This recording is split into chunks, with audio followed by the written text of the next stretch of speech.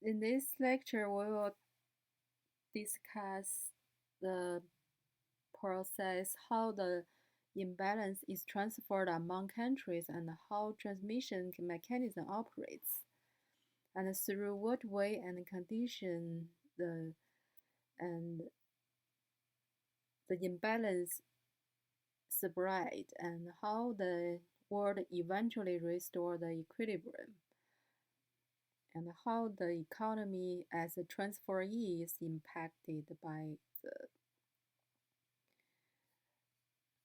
and we should realize all aspects regardless of positive or negative impact on economy by this imbalance transmission.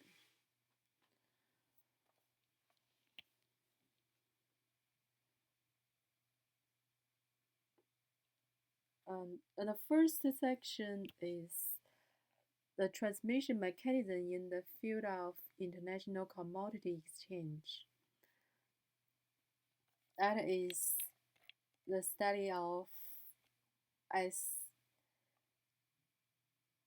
the transmission of imbalance in the world economy from one country to another is something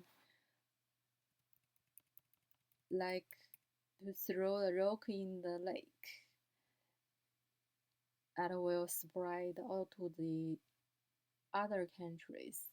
And the transmission mechanism mentioned here mainly refers to how inflation, unemployment, recession, and balance of payment deficits are transmitted internationally through the tangible and intangible channels of trade, capital, technology, manpower, and institutional factors. This section first analyzes the mechanism by which the imbalance are transmitted through the international trade. First is economic equilibrium and the imbalance involving the international commodity exchange. The so-called entry into the international exchange of goods means to add the import and export factors into the closed macroeconomic model. We will discuss how the imbalance are transmitted from a country to another in presence of international trades. In an open macroeconomy, the income equilibrium formula always serve the equilibrium between the aggregate supply and aggregate demand. And we have covered in our last lecture by the two-gap model. The total supply is equal to the consumption and saving and tax and imports. And total demand is equal to consumption and investment and government expenditure and exports. Given the x equal to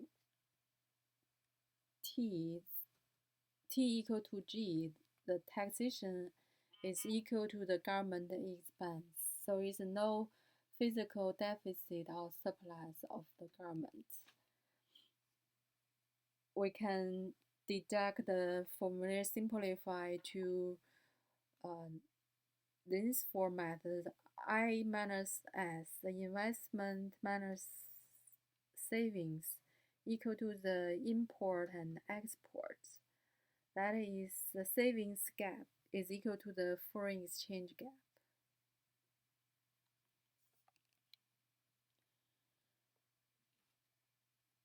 So in this formula means under the open condition, if a country's investment and savings are equal, and savings can be effectively conducted to the investment, and the investment scale is exactly the same as the amount of the saving.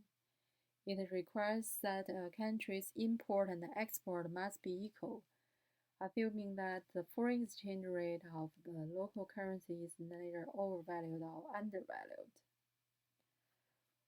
From this dynamic point of view, the above-mentioned equilibrium, which involves factors of international commodity exchange, can only be relative and temporary, and the temporary nature of equilibrium and the long-term nature of imbalance coexist in the economic meaning represented by this formula.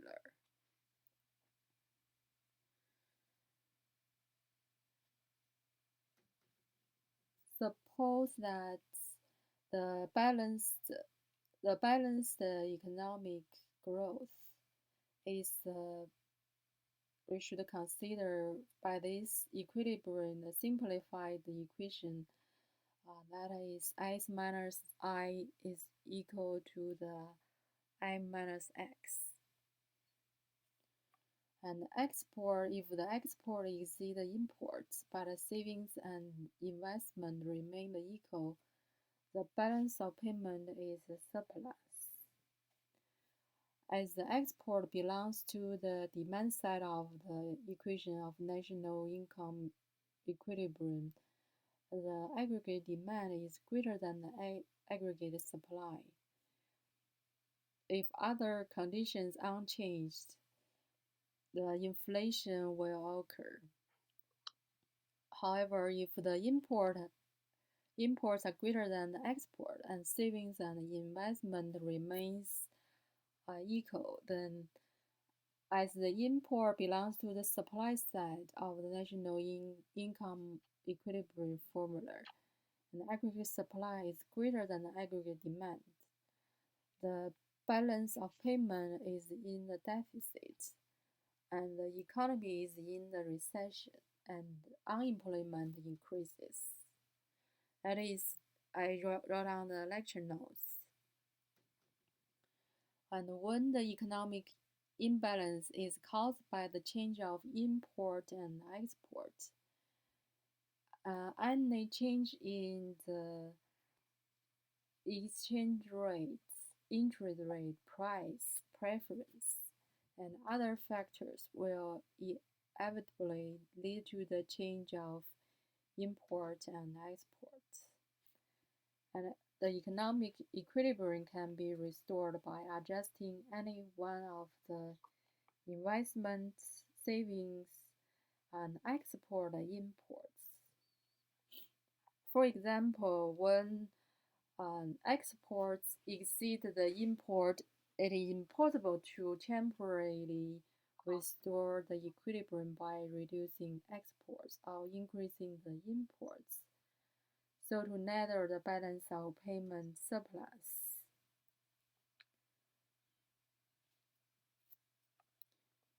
And the other factor we should consider is the multiplier effect in the international commodity exchange.